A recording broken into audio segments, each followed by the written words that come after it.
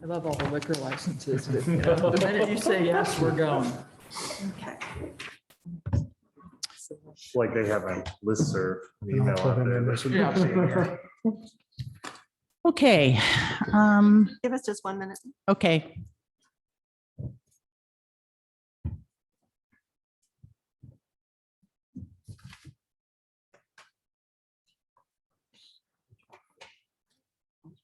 Just looking for the other members, Mayor. Get them in as soon as we see them. 40 people.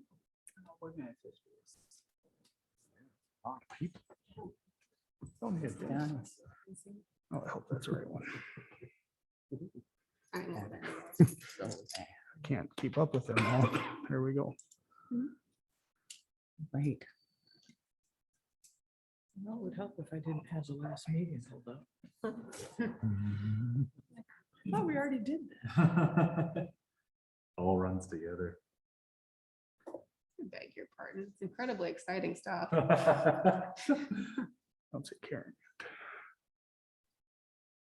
I just go off of years now. Like, oh, back in 2018. No. Here we have a quorum with Councilmember Alexander's not joined yet, but we can add her whenever you're ready. So, Can we start or not? yes, and we'll add her Okay. as soon as we get it. I'm going to go ahead and call this city council meeting to order this evening. And we know that all of you out there who wish to speak are on Zoom. And so at the remarks of visitors, you'll need to do the raise hand option unless you've sent us something by email, which I don't think anyone has, Katie. No. So you'll need to do the raise hand option and we will give you 3 minutes, which is our rule. So we welcome you tonight to the city council meeting and we welcome your questions and comments. And we're going to start with a roll call. Yes, Mayor. Mayor Welsh, Here. Councilmember Arnold, Here. Councilmember Bliss, Here. Councilmember Franklin, Here. Councilmember Smith, Here. Councilmember Alexander should be joining us shortly. She's Councilmember trying to. Johnson, She's trying to. She is. Sorry, I'm here. Mhm. I just want to let you know, I did hear from her that she's trying to get on, so. Okay. All right. So far, so good? Mhm. Okay. Our first agenda item this evening is a recognition of Black History Month. And I think Rosalind Croft is on there somewhere. Is she not? Yes, I'll bring her on for you, Mayor. Can so we you bring her on? Yes, we can. As soon as I find, there we are. Okay, she'll be joining you, Mayor. Hmm? She'll be joining you just momentarily.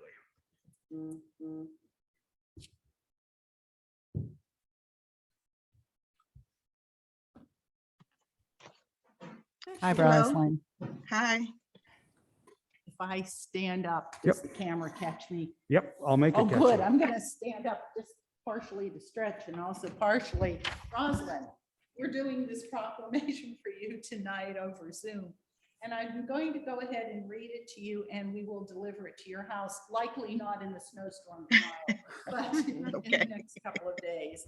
So this proclamation says, whereas the observance of Black History Month calls our attention to the past struggles of African Americans into the cultural, economic, spiritual, and political contributions and achievements of African Americans in Webster Groves and in the nation, there is a continued need to address racism and strengthen the values of diversity, equity, and inclusion in our lives.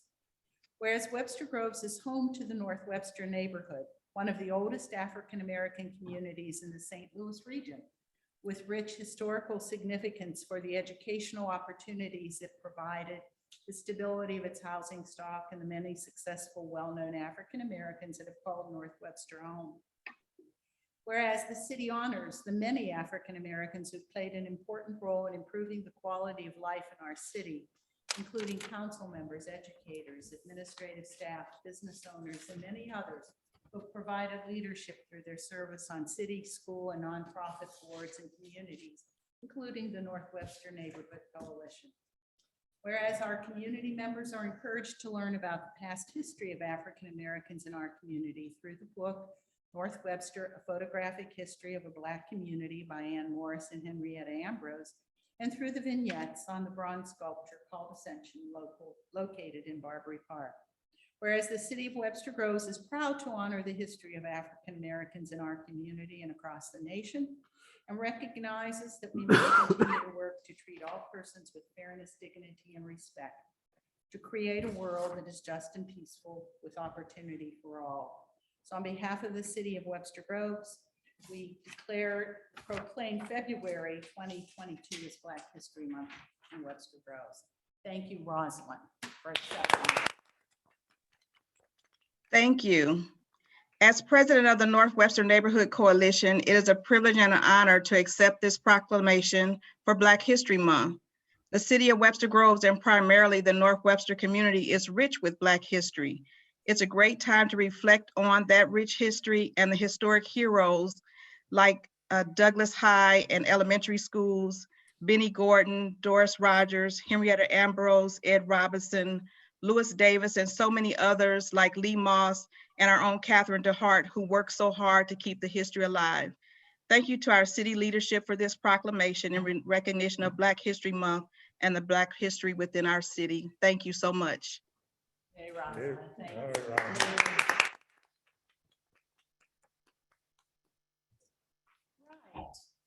Glad to see you. And we're going to move on to remarks of visitors. And do we have some hands up?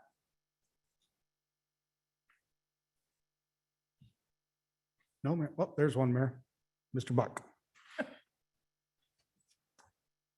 Mr. Buck, go ahead.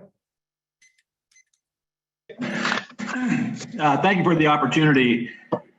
The first step in solving any problem is to face the brutal facts and to admit that you have one. I'm going to speak to two, and I'm just one resident, but I think these are two of the biggest problems facing Webster Groves, and I'm not hearing anybody talk about it, not anybody in city council or any of the candidates for that matter. First one, Webster Groves is 92% white, 8% non-white, and Blacks make up half of that, which means that our Black community represents only 4% today of Webster Grove's total population, and it has been falling for several years and it's declining. And if we don't do something to stop the bleeding, stop the hemorrhaging, and to attract new Black families to Webster Groves, I'm afraid that in 5 or 10 years, we won't have a Black population to worry about DEI or anything else. The second problem is that I've been going door to door in Old Orchard and Old Webster, trying to drum up support from businesses for Webster on Wheels, which is May the 1st. And I have been getting an earful, unsolicited earful from business owners about the state of the business community in Webster Groves.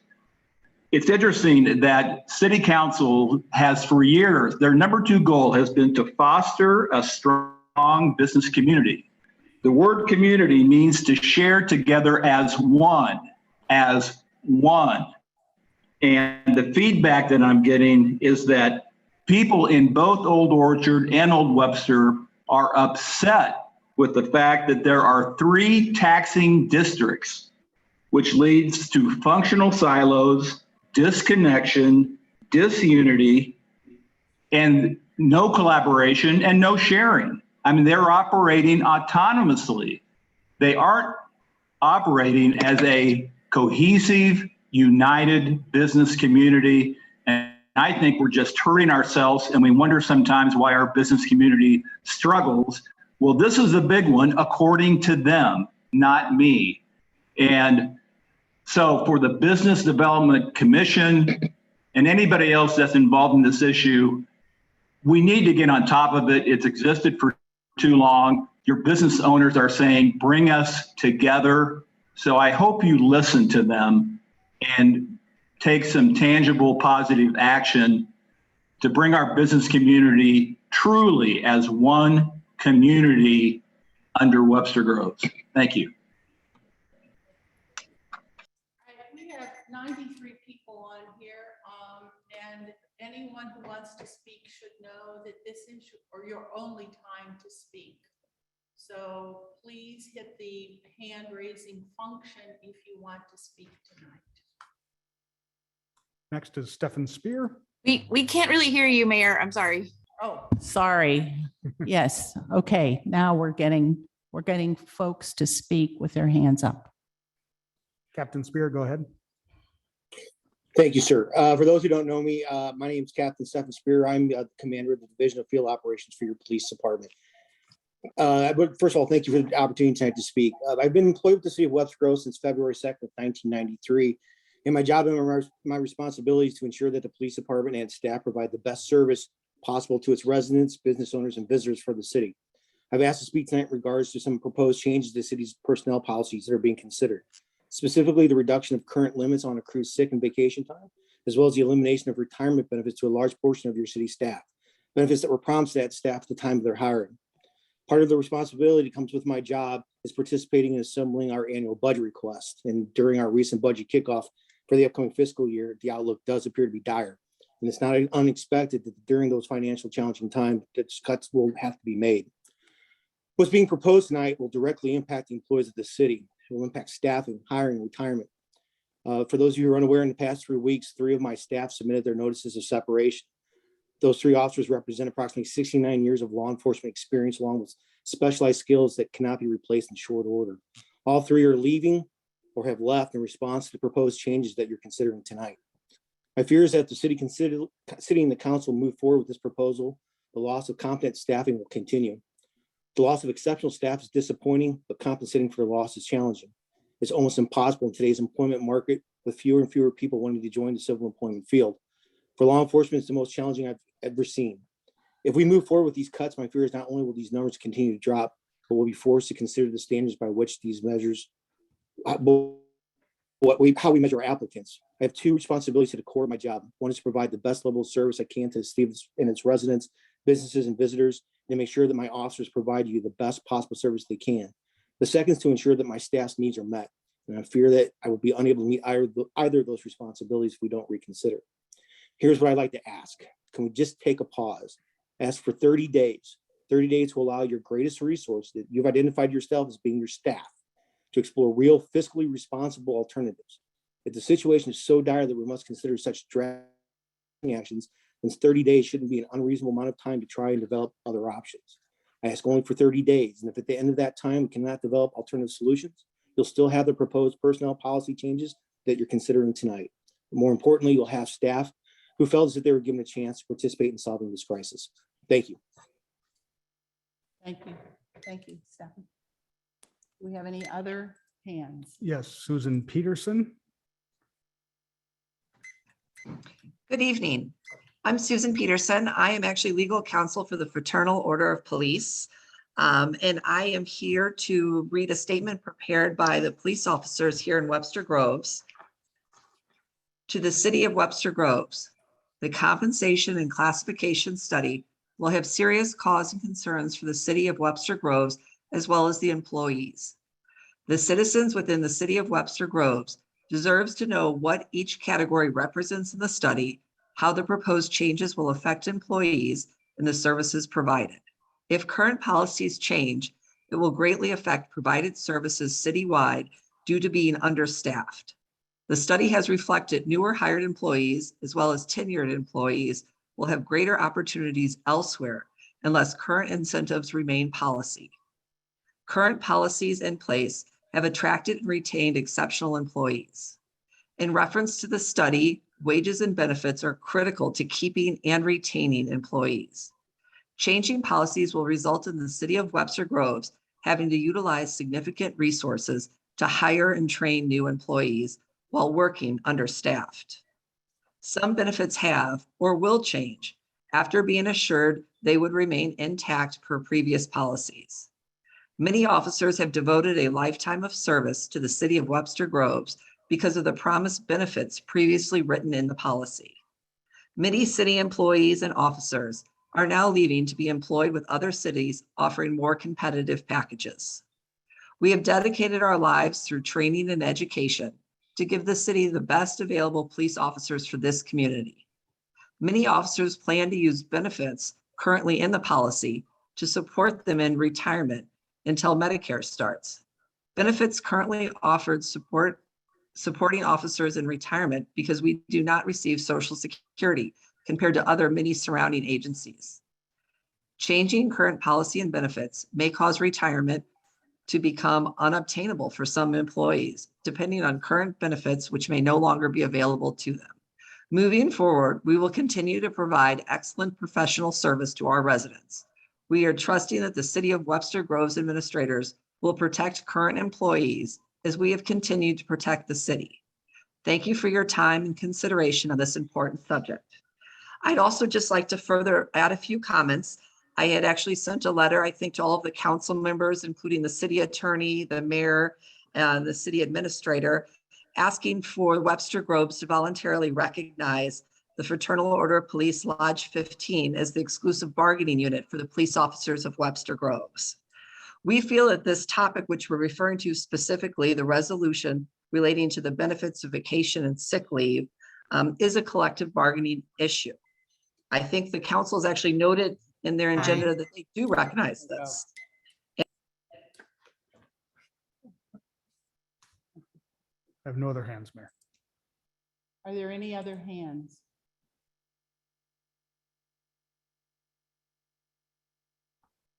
Through the 99 people who are on here tonight? No? Nope. Okay, thank you very much for those of you who have spoken. We're going to go on to new business. I want to announce that the next city council meeting will not be on Tuesday, February 15th, but actually Wednesday, February 16th. All right, we're moving on to new business. Bill 9179, Councilmember Smith. Yes, Mayor, I'd like to call for the first and second reading of Bill number 9179. Do I have a second? Oh, second. Thank you. Bill 9179, first reading, pardon me, an ordinance levying the cost of abating certain nuisances, cut, trim, remove trash and debris, dump fees, etc., as special tax bills against the properties hereinafter described, and constituting levies as liens on the respective properties. Are there any questions or issues? Let's do that second reading, Neil. Bill 9179, second reading, an ordinance levying the cost of abating certain nuisances, cut, trim, remove trash and debris, dump fees, etc., as special tax bills against the properties hereinafter described, and constituting levies as liens on the respective properties. All right, our next agenda item is a presentation on employee policies and compensation, and I believe that's Mr. P. Oh, that's our city manager.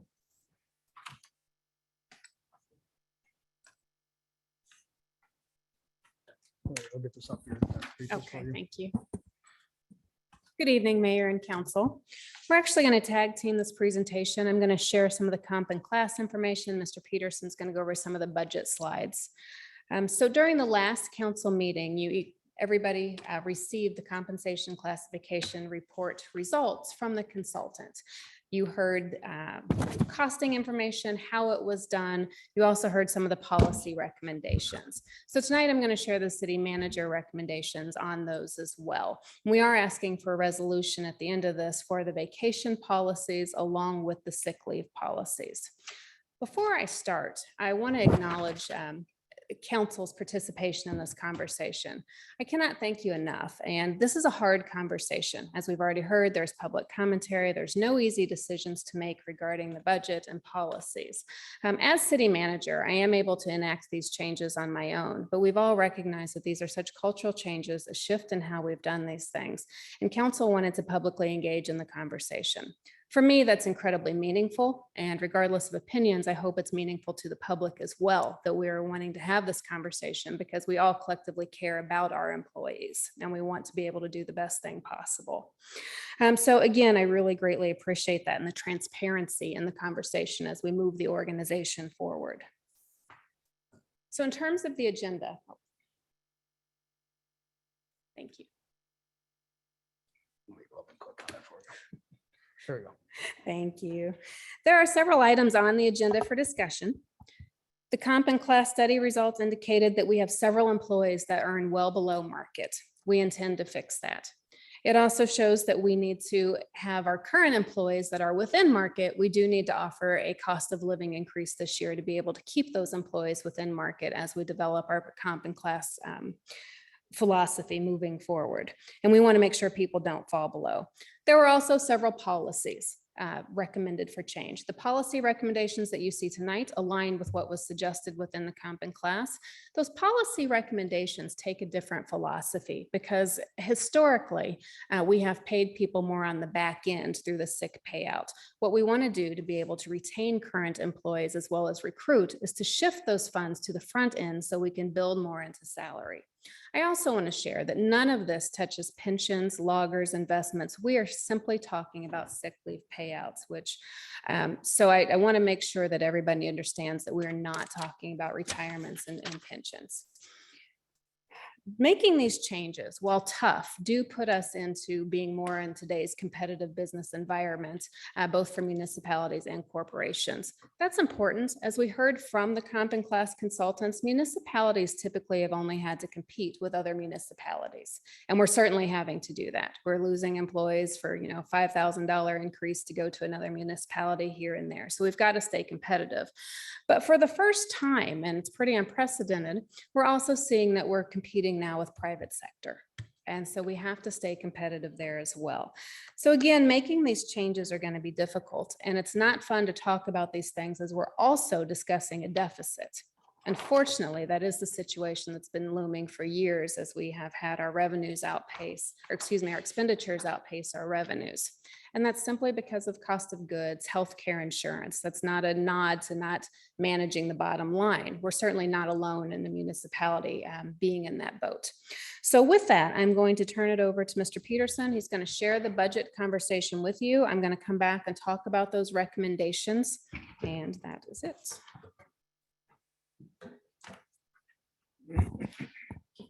Thank you, Manager Peoples. I'll turn the camera up here a little bit. So, hopefully see me. As we look ahead here at the budget outlook, again, this is a conversation for you all to understand your budget capacity and the issues in the general fund budget, which policy changes would certainly directly affect the general fund. So you all received this. There is one change to one slide from what you received, so I'll make sure to highlight that. In general, when we created the 5-year plan, which we presented, revenue does not keep up with expenditures on the average growth. Now, there are some outliers in each of them. Councilwoman Arnold asked me a great question today. Will that average growth continue? Some of this COVID related, and it certainly could be and could change. We look back 5 years to look forward 5 years. COVID is going to be an exception, but it is part of understanding a recessionary cycle, right? You can't always just have a continuous positive growth. You're going to have some negatives along the way. That 5-year plan is available for anyone. That's just a brief overview of those averages. So looking at, sorry for the latent reaction here. Looking at this slide, this is the 5-year plan and then extended out what that would be 5 years from now at the average growth rate. Again, this is not a guarantee. This is simply to point out the trend that if we continue on the averages, our expenditures and our revenues get farther apart. This is not an indicator of future performance. Just like your stockbroker tells you past performance does not indicate future performance. But it is important to note that we have a widening gap. If you look at that red arrow between, that is where we're at right now. A little over halfway through fiscal year 22, heading into fiscal year 23. Oh, all right. So this is just about the fund balance and why I want to point this out. And I've left you a copy of the fund balance policy at your desk. This is the slide that changed. Thank you to Councilwoman Arnold. She asked a great question. She's like, I don't see the numbers on top on the original slide that is in the packet look a little different than what I see in my budget book. And we did some deeper digging, and we had some transfers from other funds involved in those numbers. So these are the numbers in each budget that was approved by the council for fund balance transfer. On the top, those red bars represent that. The gold bars represent your actual fund balance. Why that matters for this budget and where we are at now. The fund balance is going to be up about 9.74, the fund balance is at about 9.4 million. Mayor Welch brought this up during our budget adoption. And we are going to have half a budget, 50% of the general fund budget is now 9.74 million. What does that mean when you look at that fund balance policy that the council has adopted? The policy of this city is that 50% of the fund balance, 9.74, should be reserved in the fund balance. Now, you can choose to spend beyond that 50% should you choose. It doesn't stop you. It's not a charter policy. You have, as the council, can obviously take fund balance if you choose to put in the budget. But as staff and as leadership have to prepare this has limited the options, correct, on how to provide revenue to meet the expenditure demand of the city. So this is a pressing issue now. If we wish to honor the 50% policy of the city from 2009, which we can, that's your choice, then we need to make some hard decisions, right? Even if we honor that and use ARP, there's probably still some hard decisions, and I'll walk through that just to give you a sense of capacity. Also, just to point out, as the slide changes, the policy does call for a biennial review, I should say, every 2 years. I don't know if it has been reviewed every 2 years, so my intention is in the budget process, since it's very significant to this coming budget, to have that conversation with the council about the policy, the review of the policy. Oh, dear God. So this was presented to the staff as the general fund deficit for this year. That, I want to be clear about the estimated revenue. That is the real revenue streams at this average rate of growth. That includes the negative lines. So we could talk about the positive lines, which would increase that number by about 150,000. So things like court fines and recreation fees have been negative over the past in the average. But if we change them to the average positive, it still doesn't get us a lot, right? The expenditures, which we have told the staff that we should plan for no increase to this budget overall, right? So that means an effective cut, because you are dealing with cost increase, potential compensation increases, means you have to find another place to cut it. If we pass a budget, meaning the city and the council, for fiscal year 23 and do not raise the budget at all, the general fund will be in deficit just over $4 million. So that is the delta that we need to figure out for this budget, whether a combination of fund balance, ARP, full cuts, however we want to get there as a collective body. That is one of the challenges before us.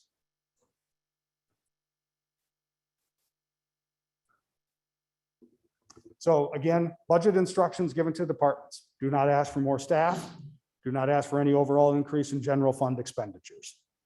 Okay, that's what we ask staff to do in their budget requests, which are due to the manager by March 1st. Sorry for the delay here. There we go. So we also then started a 3-year plan to close the deficit. And we asked and gave targets in the second column where it says amount. These amounts are proportional to that organization's portion of the general fund. So obviously, police and fire being the 2 biggest units that take the general fund, the largest number. We have asked, you can look at this chart. I've shown you the amount of reduction, the amount of the general fund, so you can see the proportions. These are targets, but we've asked these departments, along with your budget request, please put together a plan over the next 3 years to reach that reduction in spending. So imagine for 3 years, no budget increases, you need to cut that amount of money out of your budget.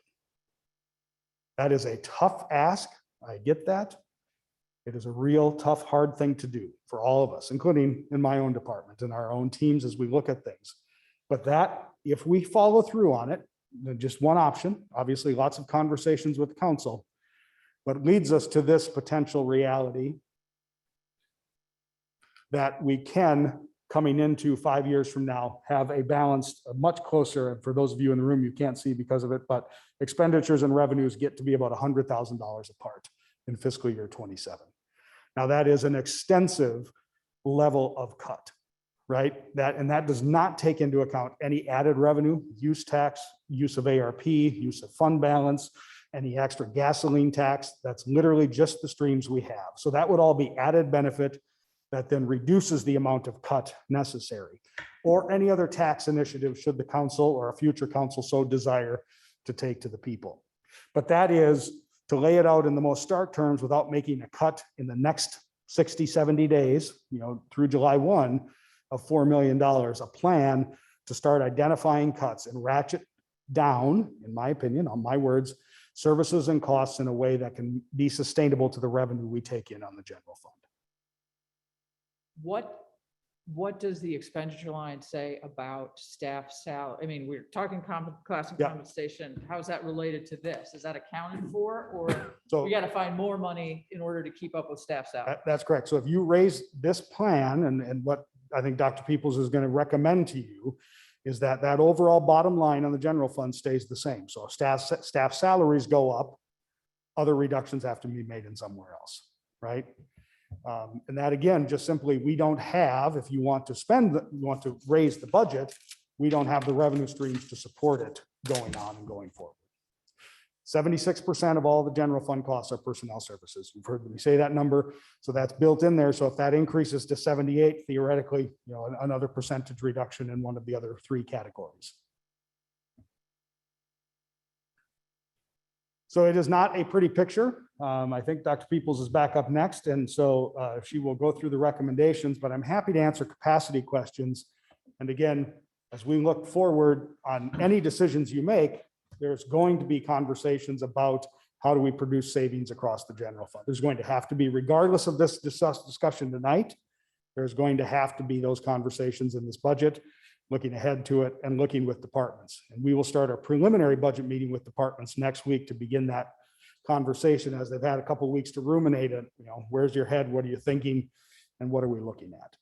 So Eric, on that slide where it's like building the 3-year plan and the amount says, like, for instance, executive and legislative, $50,000. Is that the amount that you would like decreased every year or over the course of 3 years? Over the course of 3 years. So those are cumulative targets of 3 years. So I'll just use exec and legislative. Let's say we come up with $20,000 this year, and then next year we come up with $20,000 more. Year 3, it's a $10,000 reduction, right?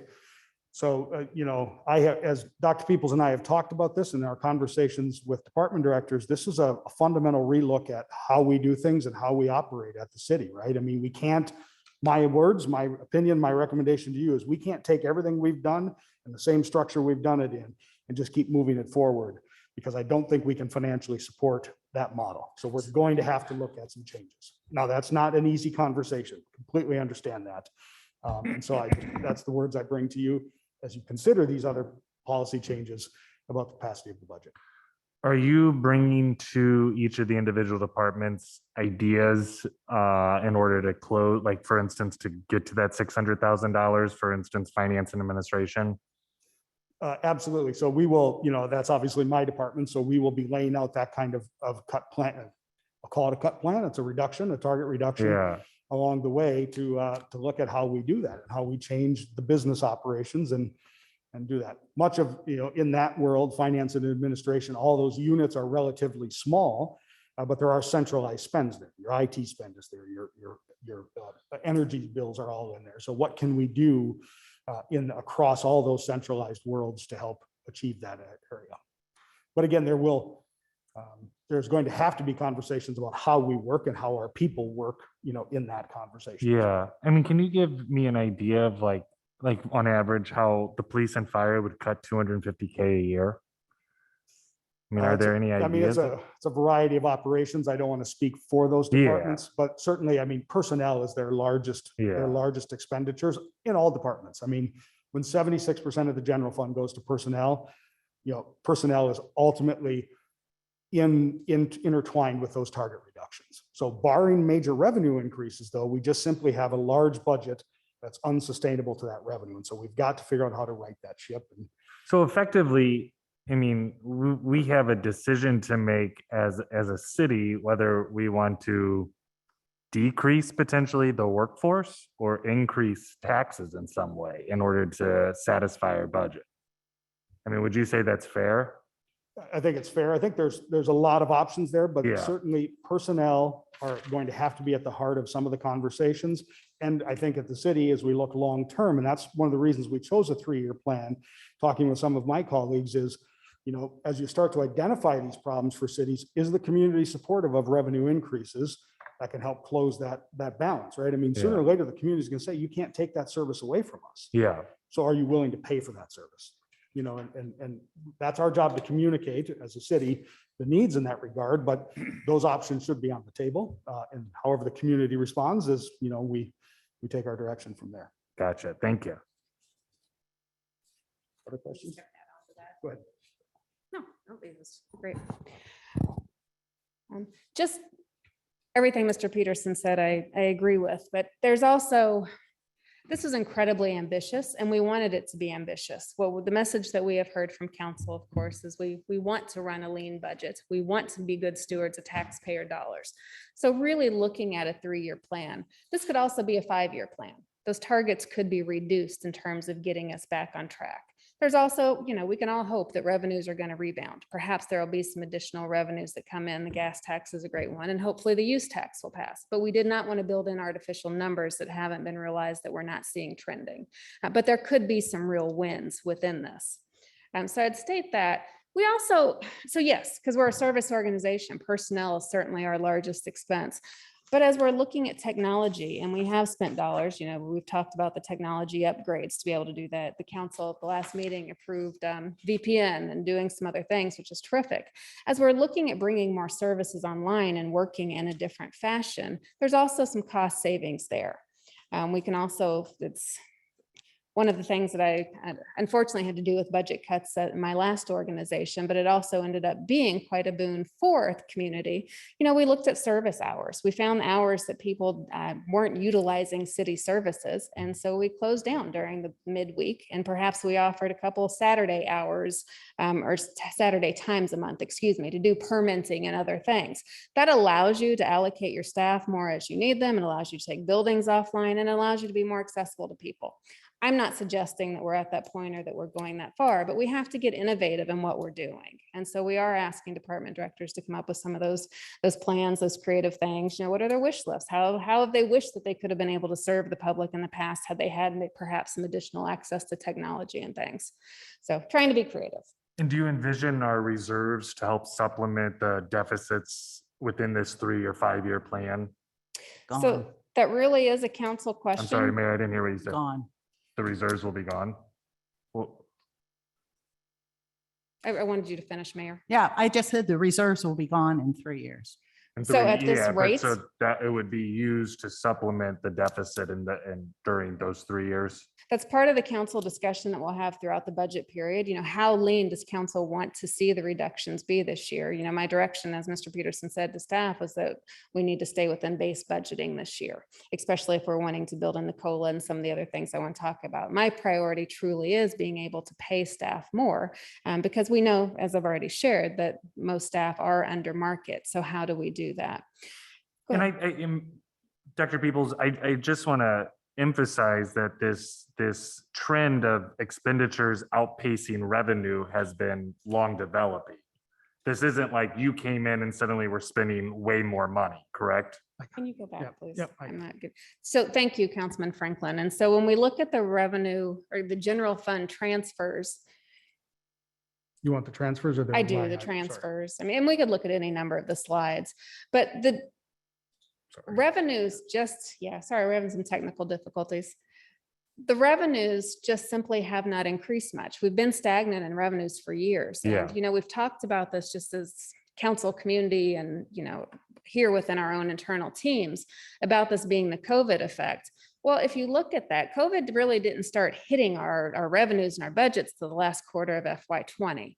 So we see even before that, we were borrowing against the reserves. Our expenditures again, and I want to make sure that I don't want to put out there that the expenditures have just been crazy because they haven't. But Yeah. when your revenues are growing so small and you have natural inflation in your expenditure cost, it was not keeping pace. And so that hasn't unfortunately been planned for. Then COVID hit, and of course it exasperated where we're at, especially with the fines, fees, parks and rec.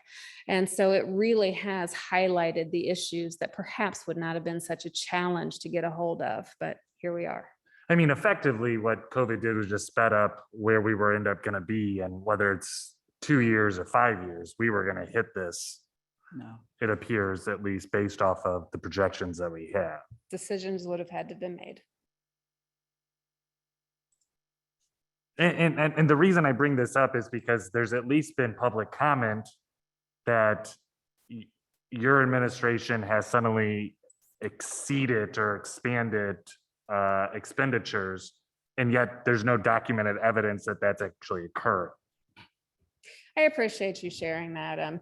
This has been really important to me to be able to share not only to staff with the community, which is why we've had all of the documents for budget online. It's why, staff were able to have the comp and class, study. It's why they were able to meet personally with the consultant that was here. We want people to ask the questions.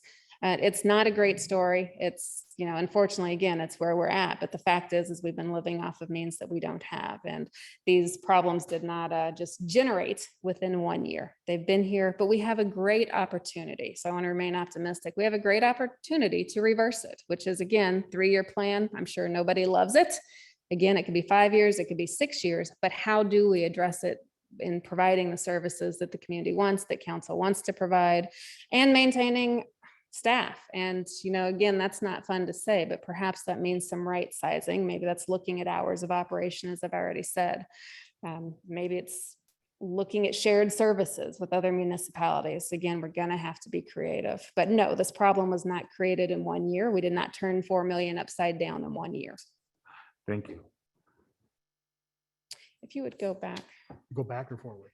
Forward, I'm sorry, Sorry. to the Yeah. slides I Yeah. was going to do.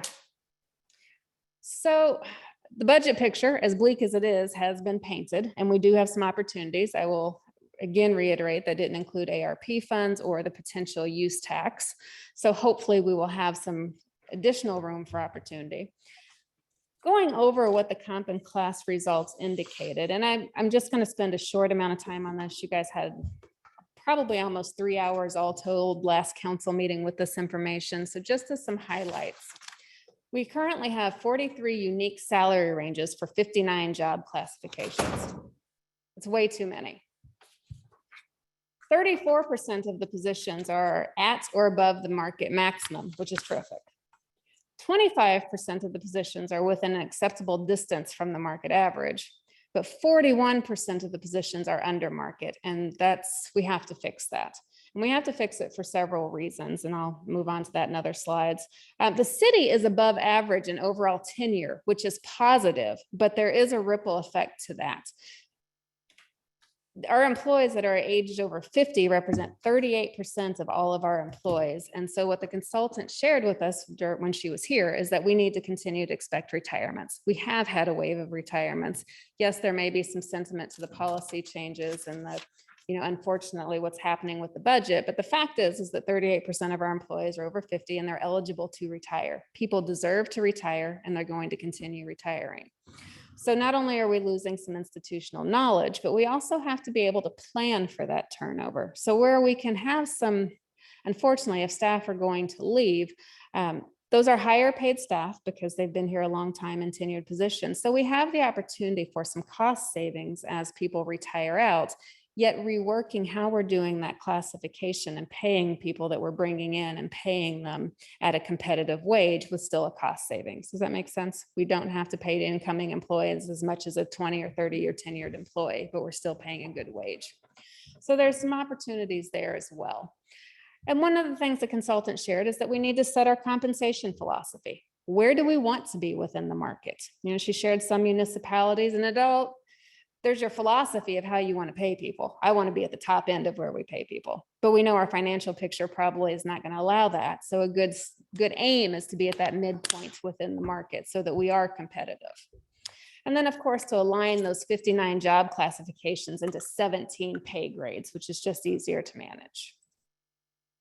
We did share those pay grades again, and the presentations and all of the materials with all staff. All right.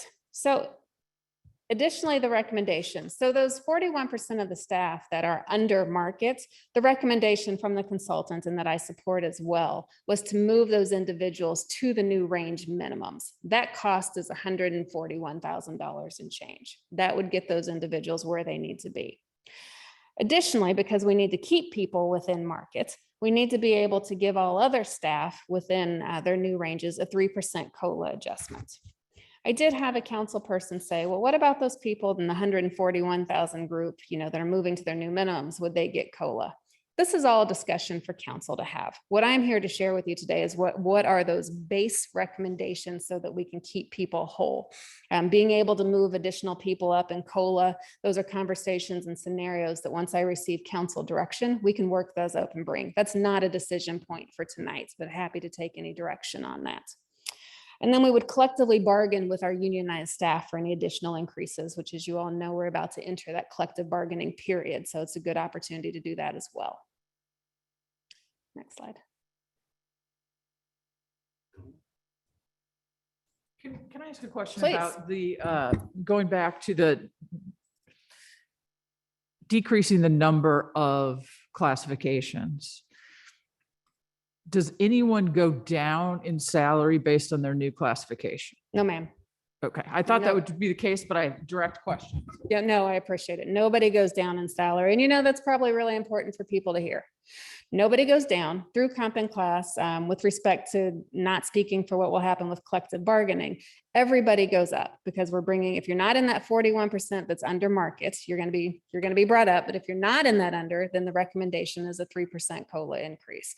So comp and class said all your employees need an adjustment. I mean, that's the bottom line of that.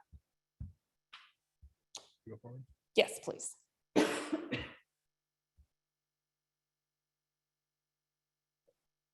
Okay, so along, yes. So along with those salary adjustments, comp and class also looked at our policies. We have several policies that are not in line with current business environment. And what I understand is that historically, when these policies were put in place, it was to offer extra benefits because we weren't competitive in market and salary then. So we were giving additional perks and benefits, which makes sense. But we haven't reevaluated that over the years. And the trend, as the consultant shared, and you guys read tons of articles and you have your own other things that you're involved in, employees work differently nowadays. The traditional or average employee coming in, they're not planning to stay at a workplace for their entire career. We're lucky if we have an employee with longevity of 5 years. And that shifts a little bit depending on where we're talking. We're talking police officer, are we talking, somebody within Parks and Rec? But the fact is that most people are going to leave employment within some time. And so employees across all markets, we're seeing want to be paid more upfront, and perhaps the benefits on the back end are not as heavy. But we still offer incredibly generous leave policies, which we're going to explore in a few slides. And it's really good time that I also want to state again that we're not talking about pensions or retirement plans. Some of those recommendations, the overview, does lower the carryover amount, to market per the study. All hours accrued in excess of the maximum are retained for employee use. So vacation accrual pauses when maximum amount is reached. That transition period is to May 20th of this year. You can go ahead and I'll get into that a little bit more. So the details. One of the things the comp and class consultant noted, and it's one of the things that we have noted, is that people aren't taking their vacation. So we have a really heavy burden when they do separate because people are entitled to their vacation payouts. They've earned it. But people aren't taking vacation. Which also is a work issue because we're not exercising that work-life balance. We want people to take vacation. So one of the policy changes is that after 2 years of employment, employees need to take a 40-hour vacation, a continuous week of vacation. Again, that's after 2 hours of employment, and that is pretty industry standard. And there, of course, is language in there about exceptions that can be made to the policy. There's who knows what could be going on at work, if there's a shortage of staff, if we have events going on. So again, there's exceptions, but ideally people would take a vacation. So the change in vacation accruals is what you see here. And so we did not change any of the biweekly vacation accrual amounts. Employees will still accrue the same amount of vacation, which I think is very generous. What we changed was the carryover amount. And so you'll see the carryover amount on the far right. And now that carryover amount under the proposed policy would be limited to whatever their annual accrual amount is. So a brand new employee coming in on day one accrues 3.69 hours every pay period, which equates to 12 days per year. That's pretty generous, 12 years of vacation, and then they can only accrue the 96. Again, a 15 to 19-year employee, their accrual amounts did not change. They're going to accrue that same 21 days of vacation per year, but their cap is going to be 168 hours. And Dr. Peoples, the reason why this is important to limit the the carryovers because of payout at the separate time of separation. Absolutely. And we have a ton of unfunded liabilities currently as a result of the current policy that's in place. That's exactly right. Thank you. So this will help us manage that unfunded liability. It also still honors the employees. We're not clawing back any vacation again. So if I'm that employee that has 100 hours over what my new cap will be, we're offering the transition period to May 20th so that they can use their time. So nobody, and they'll still be able to accrue during that time as well. But yes, this gives us a way to be in line with current industry standards, to be able to give employees the same amount of vacation per year, but not to have that unfunded liability on the end. And it really also gets to work-life balance, which everybody here in this room is maybe of a certain age, myself included. Perhaps we didn't come to work or enter our fields with that work-life balance. That's not how people are entering fields today. They expect to take a vacation. They want to take a vacation. So this policy. And Dr. Peoples, Yes, I'm ma'am. sorry, are we saying that these carryovers, 12 days, 15, 18, 21, 24, they can carry those over, but they have to take them by a certain point in the next year? So these amounts would be the new policy, but going into the policy, we're building in a transition period so that on day one of the policy being in play, people don't lose their vacation. So we're giving the grace period to May 20th so people can use their vacation down if they have over that maximum amount.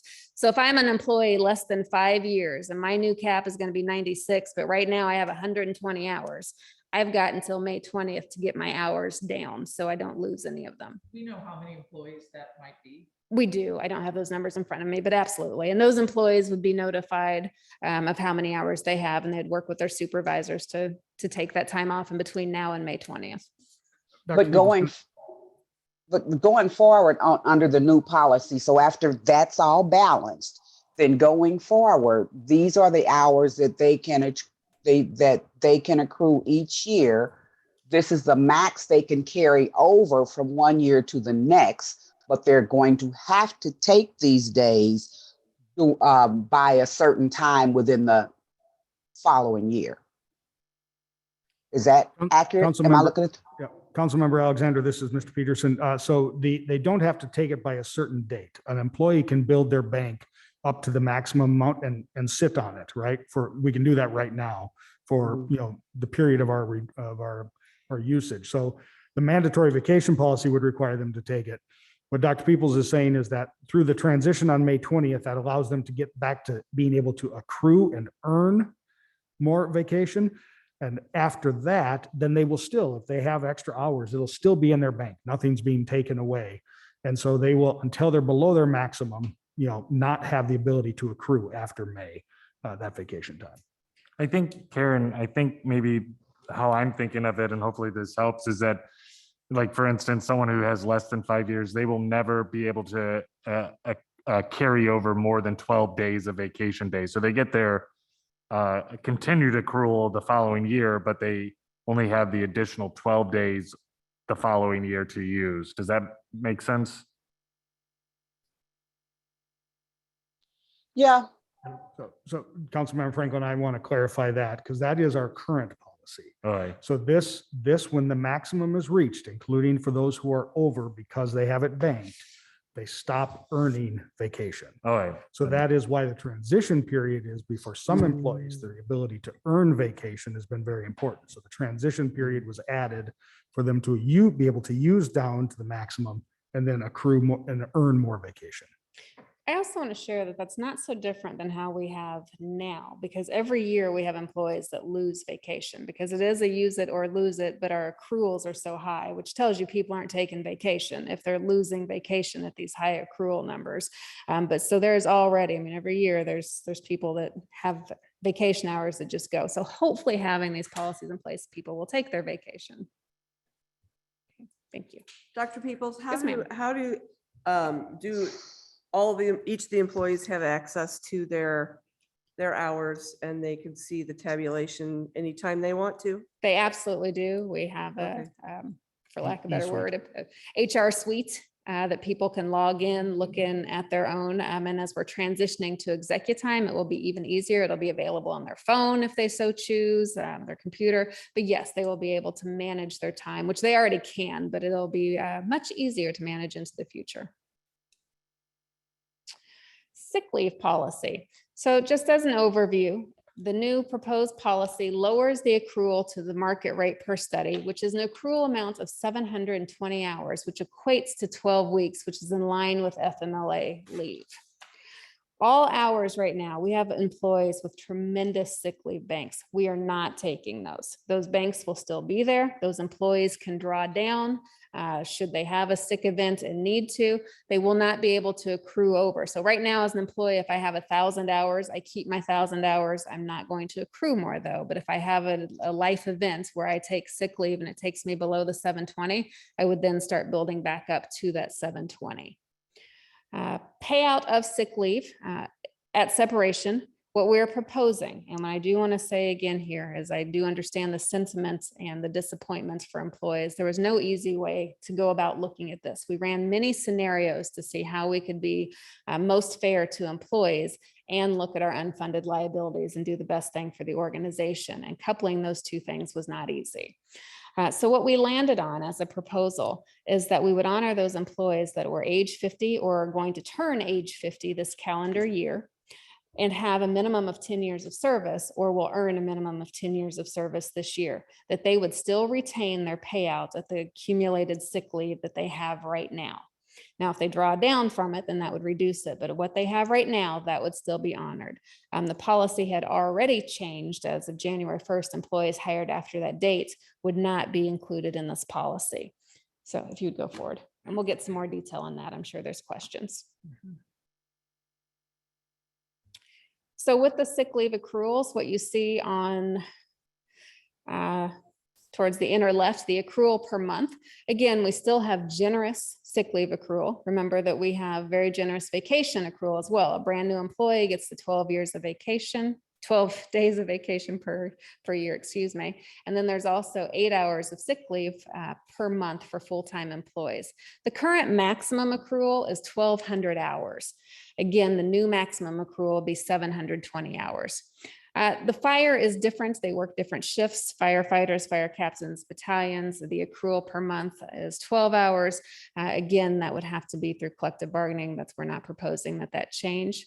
And then you see the 75% part-time benefited and the 50% part-time benefited. We do have some part-time benefited positions.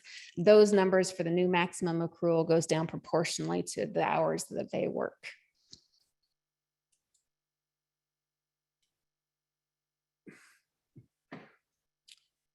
Okay, so as I mentioned, I previously did change the end to payouts for all employees hired after January 1st, 2022.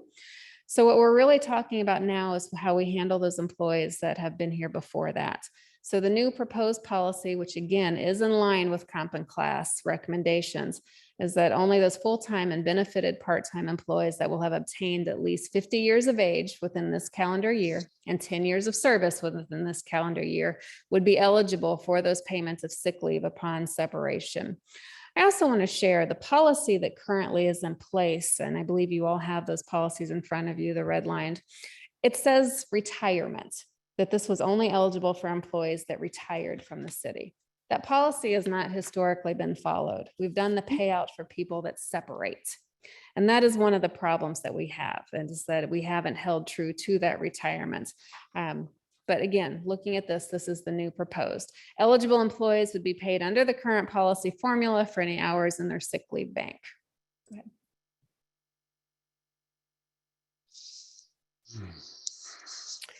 What you see here, just to give you an idea of how much the payouts, now this is a combination of sick and vacation leave. The majority of this has not been counted in or accounted for in the budgeting. Occasionally, we do know when employees are retiring, and we really appreciate when people give us that advanced retirement notice so that it can be worked into budget, but that's not always the case. And again, that hasn't been the case because it's been for separations, not necessarily retirements. So in FY18, just to give you an idea of what the cost is, we had 19 employees that received separation payouts and for about $280,000. FY19, 15 employees for $153,000 and change. FY20, 14 employees for a less amount of $77,000. FY21, 22 employees for $225,000. And then so far in FY22, we've had 17 employees for about $169,000. All told, that's just shy of $1 million that largely has not been built into the budget. Are there any questions about that? I just want to reemphasize that this is, and I know Eric talked about this at his last budget presentation, but these are the unfunded liabilities that we are so concerned about and trying to reconcile. How do we move forward as we demonstrate to the community that we have a expenditure and revenue problem? And this is just one component part to many tougher, and they're just as tough issues as we go forward. Absolutely. This is just one component. This issue alone will not solve it, but it is a piece that we have to manage and get our arms around the unfunded liabilities. Is there the capability of putting these estimated payouts in the budget? So they're moving absolutely, forward? yes. And we will moving forward, regardless of the decision that's made tonight. That 5-year forecast that we've projected and council's only seen it the one time, and we'll continue to work on it, and it'll be updated as new revenues come in and those projections tighten up. But yes, regardless of the decisions made tonight, we have to include retirements and vacation payout estimates within our projections. It just has to be there. Okay.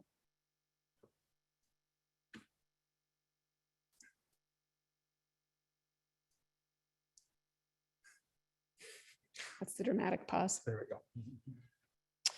Okay, so putting this in budget context, the implementation costs, so that $318,000 that you see there, we're gonna round up to $319,000, that's straight salaries. So that's by getting people up to the minimum, that 41%, so the $141,000 and change, and 3% COLA for all other employees.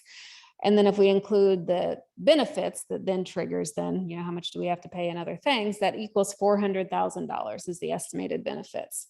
The policy change savings that I'm asking you to implement tonight will be about $571,500. So that it is an offset.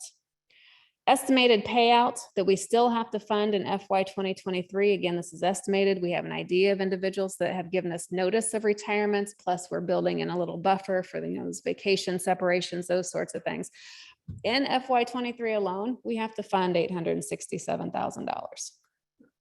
Madam Manager, if I can just, Please. everyone to that assumption, those are folks who are retirement eligible that can leave right now today, retire and take their payout. That's the amount. Whether it's in 23 or 24, we got Right. these on, we Yeah, got. the point is, because we don't know when the liability could hit, Yeah. that's the number. Which Councilmember Bliss gets to your question that regardless of the decisions made tonight, yes, this has to be built into our projections.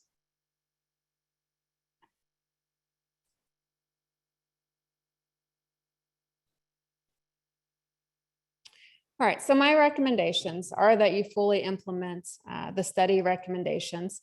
That those recommendations go in effect May 21st. Again, the decisions on the pay scales, the 3% COLA, those don't have to be made tonight. We can work up different scenarios. If there is a desire to do something beyond the 3% or to do something for those individuals just going to minimum market, happy to take guidance and work those up. But it is my recommendation that we do move forward with that and that we do it May 21st. And Mr. Peterson can share about some, rationale for why we would do that before the beginning of the fiscal year. And what I'll just say is that currently we have some vacancy savings within this budget year that would help offset some of those costs. And so we wouldn't have to carry those going into FY23. Will you say that again? Yes. So we'll have some vacancy savings as we close out this budget year. And so we could carry some of that cost this budget year rather than putting the full load in FY23. Okay, so what does that mean? Just in plain language, all non-unionized positions would be assigned to their new grade, which regardless of decisions needs to happen anyway. We have way too many pay grades. We need to make it more simplistic, so that needs to occur. All non-unionized employees would be brought up to a new minimum. All non-unionized employees within their new range would be given a 3% COLA adjustment. That cost for the last 3 pay periods remaining in FY22 would be $46,000.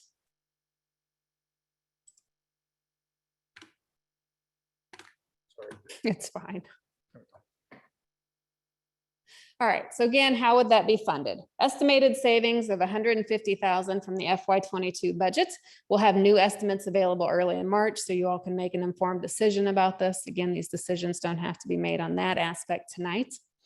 The effect then on the 23 budget, funding for the increase would be included in the base budget. Again, we would work with department directors and ask them to keep with their base budgets and to find additional cost savings. To not increase the overall budget, plus the benefit costs, so the $400,000 total, we will need to cut from other areas of the budget to hold the line. I'm not sure that it was made clear. So the ambitious 3-year plan to get departments down so much, we're working with them through this fiscal year, whether it's 3 years, 5 years. We're not asking for that plan to go into effect this year. This is a planning year. We're asking for base budgets to be what they're at, to make cuts where we can, but to really be able to have those conversations with council about staffing services that we're offering and to be able to implement those into future years. So I do want to share that we're not asking for those drastic cuts and for department directors to come up with that within the next month and to then to be able to roll it out. It has to be meaningful. It also allows us time to know, are we going to get the use tax? How has council decided to use all the ARP funds? So again, we're putting plans in place, but those plans are going to be meaningful with time to work through the discussions. And again, that we'd move the compensation change dates to new dates, January 1st and or May 1st. Why, Go ahead. this Do may you be a wanna- dumb question, but why May 1st and it's not coinciding with the fiscal year? Certainly. So actually that was brought up. Our fiscal year, there's nothing special about the July 1, January 1 dates that we have had in the past, other than, they've been what they are. So they could stay, but that was the comp and class recommendation in terms of January and May. It actually allows us more time, in my opinion, to look at where the budget's going, especially in this coming years, right? If we don't have the capacity for increases, we can't stop that in the budget because it comes right out of budget decision in June and we have to give a pay raise in July. Okay, so we're moving to the middle of the year and the end of the fiscal year as opposed to the Exactly. beginning and the middle. Got it. Exactly. So that allows then as a policymaker's decision that, that conversation about, do you have enough capacity in the budget? Is there something that's falling? And those are not fun decisions, I grant you, but it does give us time in terms of policymakers to make those decisions. So additional actions on controlling spending for a general fund deficit. So a targeted hiring freeze, just across the board hiring freezes, in my experience, have never been great solutions. But when we do have vacancies, whether it's through retirement or people separate for other reasons, really working with those supervisors, department directors to talk about what services were provided, what else can we do with that position, how can it either be streamlined, can we hold on the position for a while? Often even just holding a couple months helps create some savings.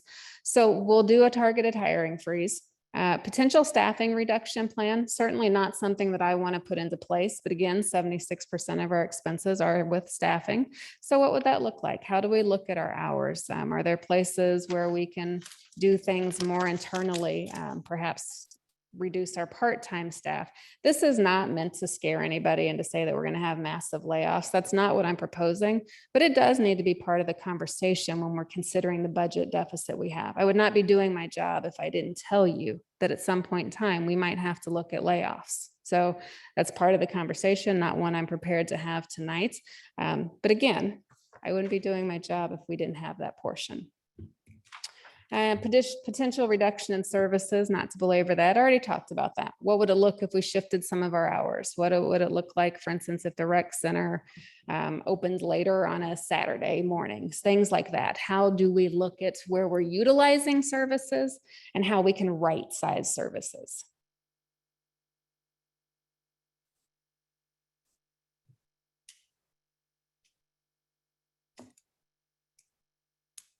So why move forward with policy changes and comp and class during a deficit year? Boy, I wish I didn't have to tell you salaries were a problem during a deficit year. I really do. But last budget year, which was my first budget year, I shared with you that we were going to have salary issues. Council took on the challenge of moving forward with the comp and class. You all graciously granted the COLA increase to employees. You held on the performance pay so we could make targeted data-driven decisions with the comp and class. That's where we're at now. We have the data. We know what those targeted decisions are. Holding true to employees, I think that we still need to move forward with comp and class, which is my recommendation. Again, at a minimum, that we fund those 41% of the positions that we know are under market. We're not competitively keeping those employees, and those are mostly within our skilled labor and our trades. Those are positions that we direly need. I mean, we need all of our positions, but those positions, it is their market right now in terms of employment swaps.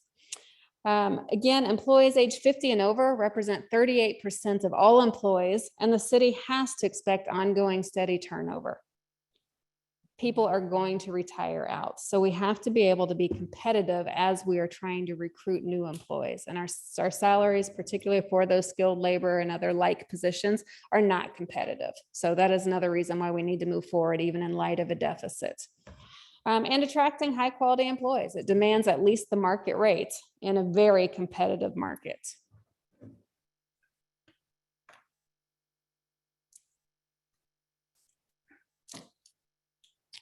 So I am asking that council discuss and approve the resolutions 2022-09 and 2022-10 to implement those policy changes, achieve the $571,535.94 in future savings.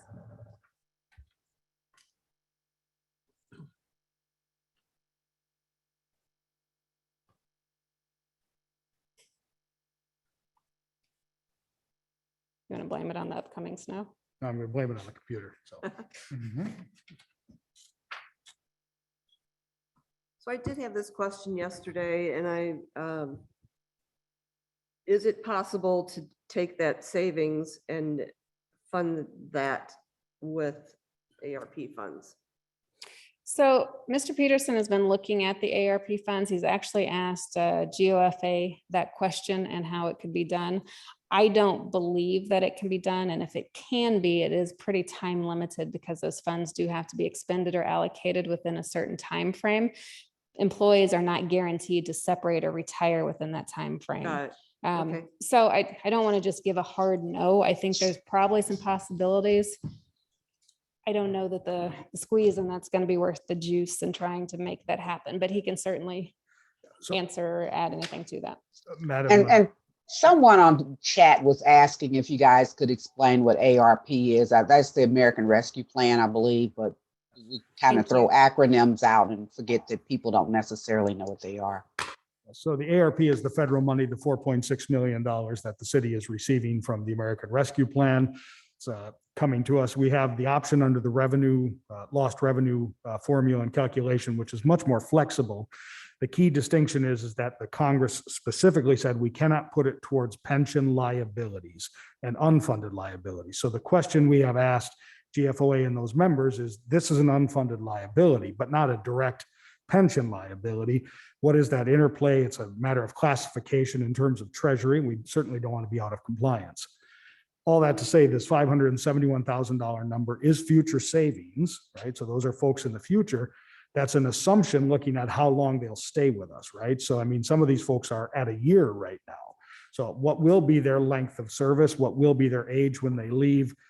We made some assumptions that are on I think the big sheet that we provided to you, that we anticipate them at least getting to the 10-year range, right? So that's 25% payout, but they could reach 20 years and get a 50% payout if we were trying to pay that. And so when you say you're asking the GFOA members, does that mean you're asking for an opinion, or is No, this so- a legal? Yeah, so we're asking, GFOA is a collection of the finance directors like myself and that industry. So we're asking those folks if they've encountered this issue, and also their lobbying team on, where do we go? This is, again, not a lot of governments still have sick payouts in some of this regard, and how do we deal with that payout issue as an unfunded liability, and what is the interplay with the federal legislation? So when we have technical questions about compliance on these things, there are premier spot to go. We certainly could go to the National League of Cities and such as well, but GFOA really has those answers other than going to Treasury directly. GFOA can do that for us, and that's why we would work with them. So Mike Bellamarino and the federal crew there. And we have not received an answer. No, we have not. So. Dr. Peoples, I just want to ask a few questions. So first, I think you indicated earlier in your presentation that if you wanted to, you could make these policy changes without the approval of council, right? Correct. But, I think it's really important that you have come to council to present these policy changes for a multitude of reasons. First, you yourself did not independently create this situation or this deficit. It's been accruing, and all of us bear responsibility. And I think that for the employees that work in this organization, I think it's important to recognize that this is the city manager's recommendation in order to solve a financial issue that has been developing for some time. And that if council were to approve this, this is council's decision to enact these changes, bearing in mind the financial condition that we have and the loyalty of the employees that we have. So I appreciate you bringing this before council. Now, this is also an opportunity if any council members or anybody else has a recommendation to solve or to bring a policy recommendation that's different than what you have offered here. And now's, I guess, would be the time for that discussion to occur. Absolutely. Thank you, Councilman Franklin. And again, regardless of votes and the discussion, I greatly appreciate the collective opportunity to be able to discuss this. There's nothing fun about this conversation. There's nothing fun about the perception of taking things from employees, even though we want to pay all employees more on the front ends. Hearing that switch probably is not palatable to people, and I understand that. And I again thank the council for having that conversation.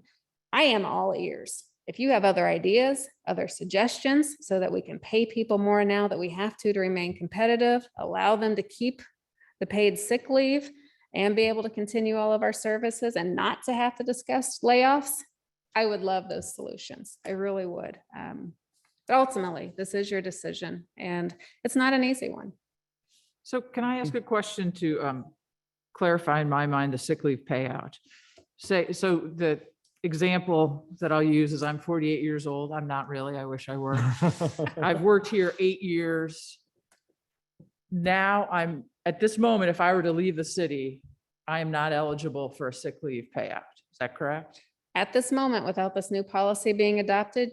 Well, sorry, if the no. new policy is adopted. Actually, still It wouldn't went be into place Saturday. if you were age 50, you're right. So no, you wouldn't be. Okay, if I worked here for another 10 years, do I become eligible for a payout then? If I'm over 50 and I've worked more than 10 years? No. If you were age 50, so what your scenario was is if you were 48 and Yeah. you left the city. So Yeah. you have to be age 50 and have a minimum of 10 years of service. Right now, This as calendar opposed year. to in the future. This calendar year. Yeah, so Sorry. okay. Are you going to that other slide, or is it I'm not allowing trying you to. to? It's not allowed. I don't know why it's not. You have a No, big. it was just something that was said Sure. that confused me. I think I I understood it apologize. at first and then, Yeah. So you have a big chart in front of you on your desks that for some reason we can't get to pop up. Sure. Oh. Oh, I don't know that I'm gonna be able to see that. I'll zoom in, don't worry. The struggle is real. Here. Oh.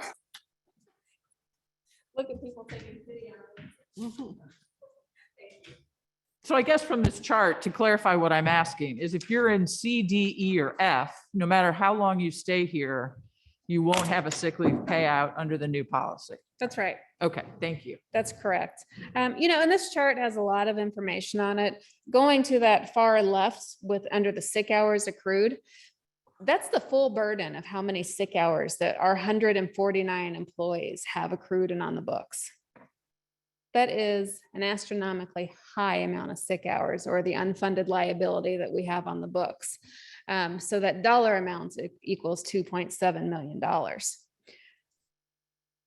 The total sick payout for people that are eligible is that $1.3 million.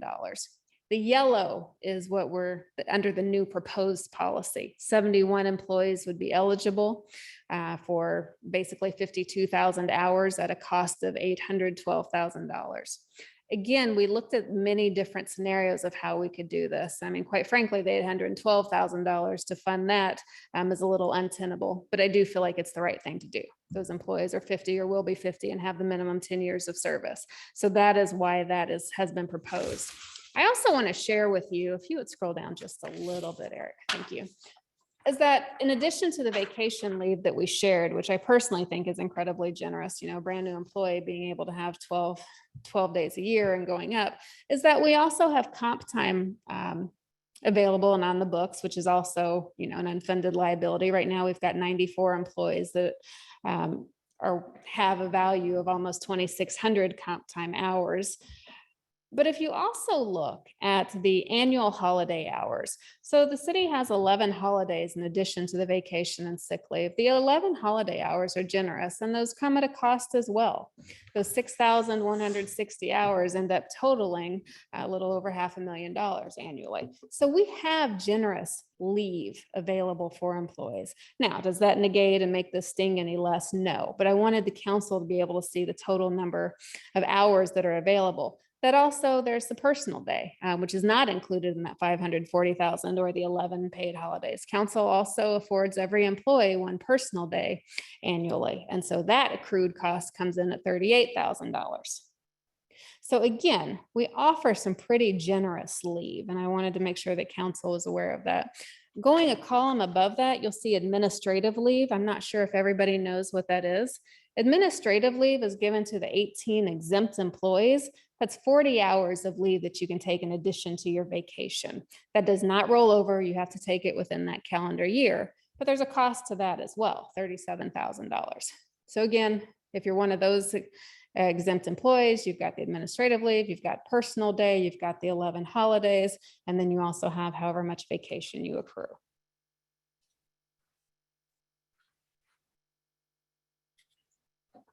I believe that's at the end of Unless there's my questions. slides. I don't know what comes in, or if it's I going to don't, click over. That's a good question. It is. This. Okay, Yes. so I'm asking that the policy resolutions be approved. I know council has some discussion, so I will take my seat. There's other questions of me, which I can answer from over there, but I welcome the questions and the discussion. Thank you.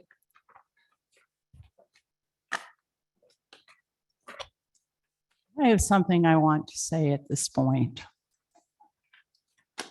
What's happening to our city right now is wrong. It's destructive and it can't continue. And it's my responsibility to speak out. Suddenly, we have gone from a city coveted for excellence in finance, service, and efficiency to one in peril. Over the past year, we have lost so many experienced professional staff.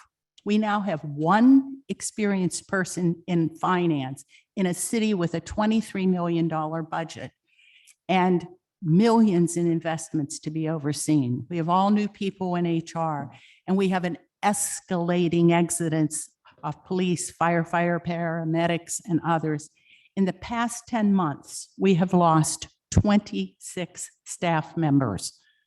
Staff morale right now is the worst that I have ever seen in any organization I've ever been associated with. And with these new policies, it's falling to levels that imperil the service we provide to our community.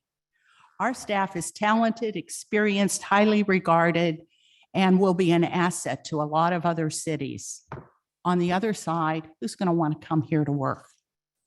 The policy enacted last Saturday, and it has been enacted, was an egregious assault on our staff as it took away a benefit that employees expected, they worked for, and they counted on when they separated from the city. Our police and fire do not receive Social Security. Police salaries have been below market, but they counted on the sick leave payout to compensate them. Taking money from these employees, I'm sorry, is wrong, and it will result in a further loss of trained police officers and paramedics and other staff, and will likely bring a potential for lawsuits that cost the city money. I challenge these council members to look in the eyes of a police officer who has served this city for over 20 years and counted on sick pay benefit in his retirement. Look them in the eye and tell them you support the loss of all of this compensation that they counted on. Over the past year, there has been repeated blame for budget woes on the previous administration that, until the pandemic, balanced the budget each year. The implication of the current administration is that past stewards and past council members and me, the mayor, were inept. We're to believe that this ineptness escaped years of clean audits, budget reviews, professional staff, awards, bankers, and council scrutiny, while attaining one of the highest bond ratings for a municipal bond issue. Maybe we as council need to look at the spending spree of the past year. We've hired new administrators with high salaries and benefits, a highly paid assistant city manager, a new HR manager and an assistant communications director with an almost $200,000 budget, out-of-state persons with relocation assistance. We have spent money on 4 costly grievances and 4 costly arbitrations brought by the fire department, which never filed a grievance before this past year. They didn't have a CBA. We hired many consultants. We hired a search consultant for the fire chief, despite having an HR manager, a DEI consultant, a forensic analysis consultant, a consultant to rebrand the city, a compensation and classification consultant, and $10,000 for the American Balancing Act. We've invested in so much new technology, equipment such as all the sets around here in the chamber, new laptops, and a switch to 365 Office at a cost of over $100,000 and more. We've moved staff around with the cost of hiring movers, new painting. Downstairs, we now have thousands of dollars of temporary new walls, and we've purchased a lot of new furniture rather than just keeping what we had. Quite frankly, I don't know how we've gone from balanced budgets to the projection of a $4 million deficit. I don't understand these numbers. The narrative that's being provided for the public and for council and for the staff is wrong. We should challenge the numbers that are backfilling this narrative. I am incredibly worried for the future of our city, which is why I'm speaking out. And I am heartbroken for those who have given so much to make this a great place to live and for the destruction I'm witnessing. We have to deal with this downward spiral. Let's Thank challenge you. the numbers. Point out. Challenge the numbers, Mayor, please. Let's challenge the numbers. Because if you're saying that we've misspent funds, please direct where we've misspent funds. If you think that the budget is off, please point us where the budget is off. For shame, Mayor.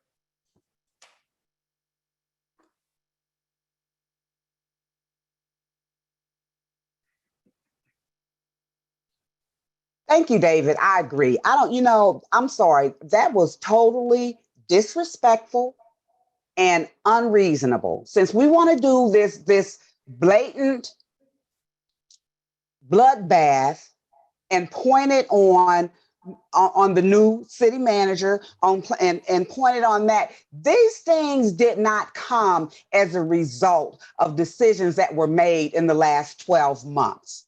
Yeah, let's challenge the numbers. Let's go back and look at the numbers. Let's have discussions about practices or policies that have occurred over many years that have led to the expenses that we have now. And I am very sure that we are not the only city, number one, that's experiencing these type of challenges with expenses given COVID, but we have had some policies that don't exist anywhere in current businesses. I'm sorry, the sick leave policies that we pay, that we allow for part-time as well as full-time employees, the amount of monies that we have been spending out over the years, not just over the past year, without it even being considered in the budget.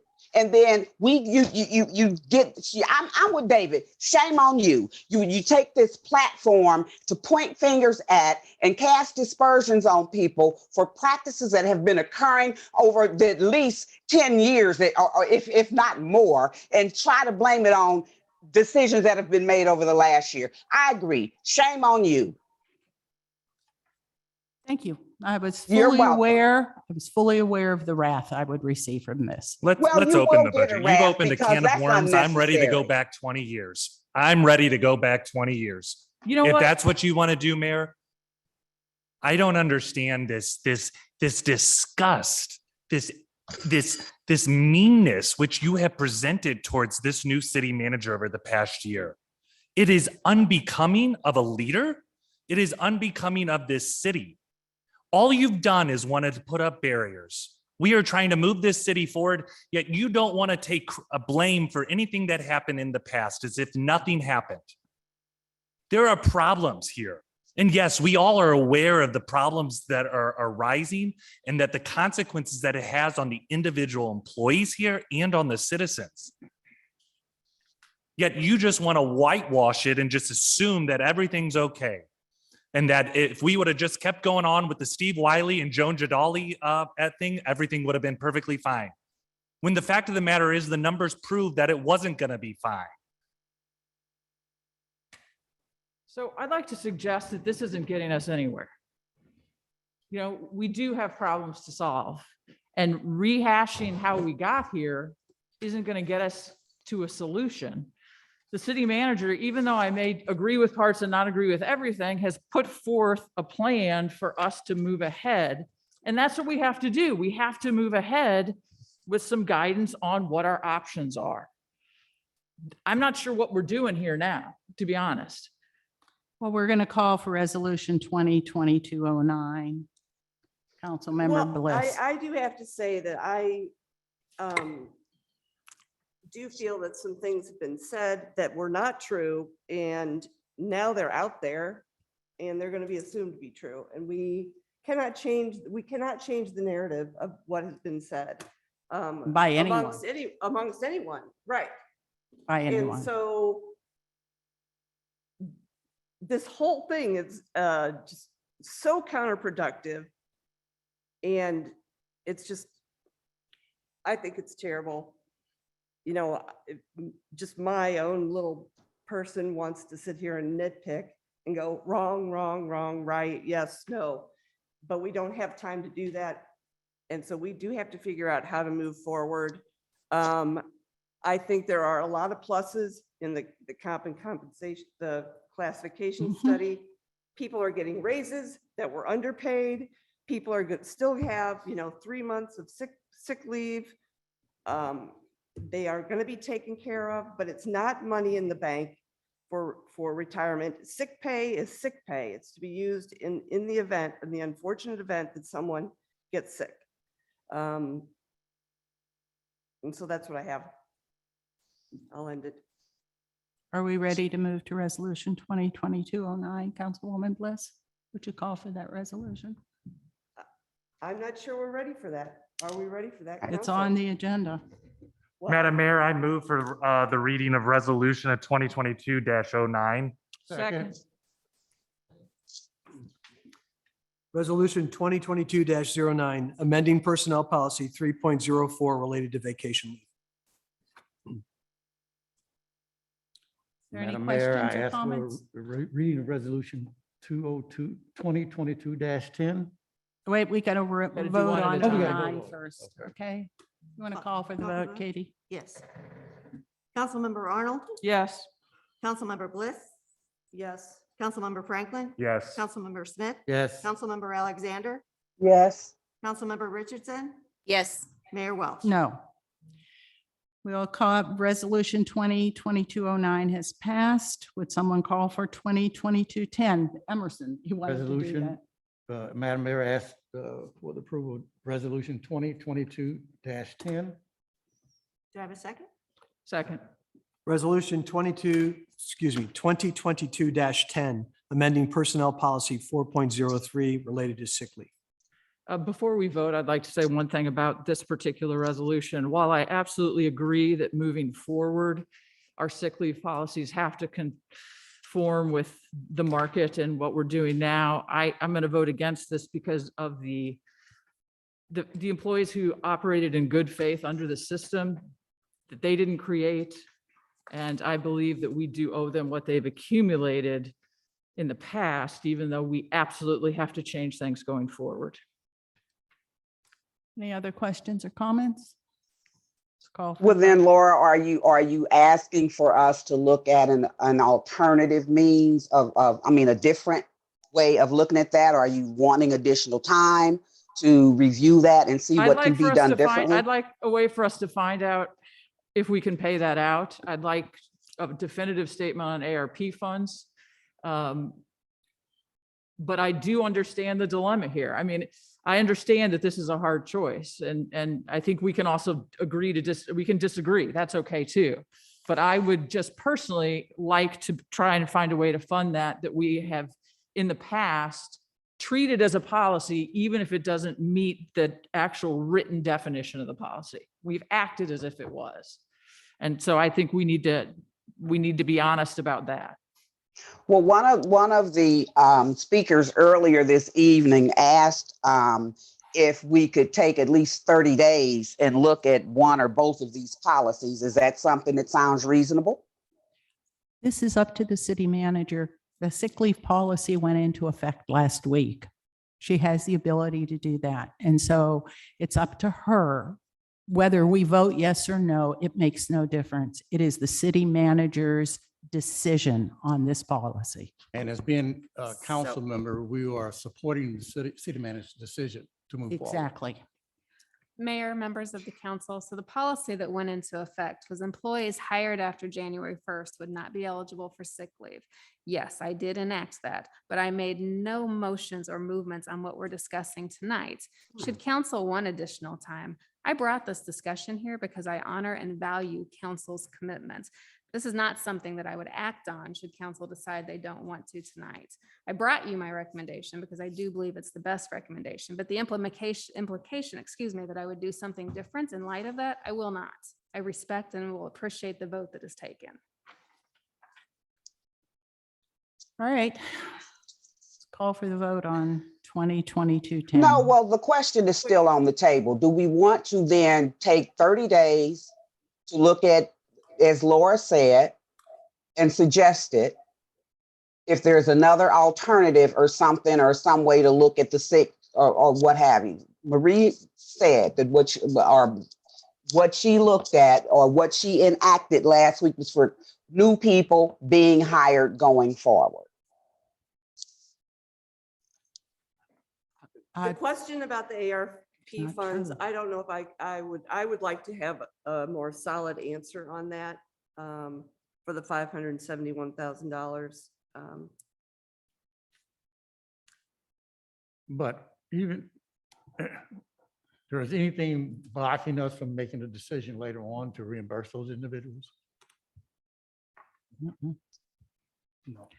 No? So what's your pleasure? Just call for the vote. Call for the vote. Call for the vote. Councilmember Bliss, No. Councilmember Franklin, Yes. Councilmember Smith, Yes. Councilmember Alexander, Yes. Councilmember Richardson, Yes. Mayor Welsh, No. Councilmember Arnold. No. Well, you have the support, Dr. People, so you really don't have to worry about the 30-day extension here. I will say, though, I would like some clarification on the ARP funds. And if that is available, I'd like for us to consider going back and looking at those employees who now have lost that benefit. I would The too. payout benefit. let's be I would careful. agree with you Yes. because I think one alternative that we had was simply to pay out sick leave and explore the ARP funding to see if that was possible. And I had mentioned that at the last council meeting, Correct. that would have taken care of particularly a lot of these police officers, some of whom have been here 20 and 24 years and have amassed something that they counted on in retirement. And I have to tell you, my heart goes out to these folks who suddenly have had that money taken from them. And so if there's a way to be able to fund that, I think it would be a really good compromise.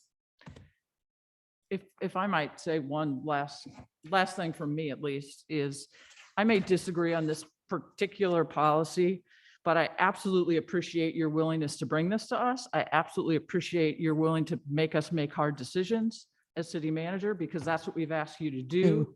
So I don't want a more general statement that all of a sudden I don't want to have these decisions come and be made by us with you. That's what we're supposed to do. Thank you.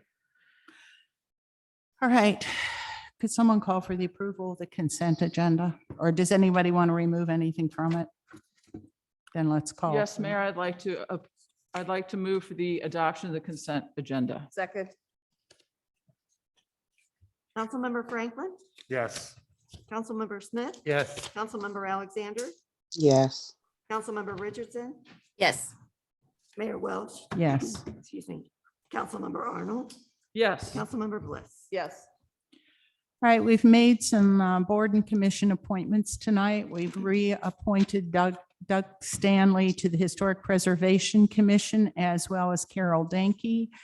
We've reappointed Jan Shapiro to the Arts Commission, reappointed Tim Delonte to the Business Development Commission, as well as the Old Webster Special Business District, Allison Kinderfather to the Crossroads Special Business District, and we've reappointed Michaela Hanson and Stacy Swiderska to the Old Webster Business District, and we are going to take a good look at the Planning Commission. And with that, the meeting is adjourned.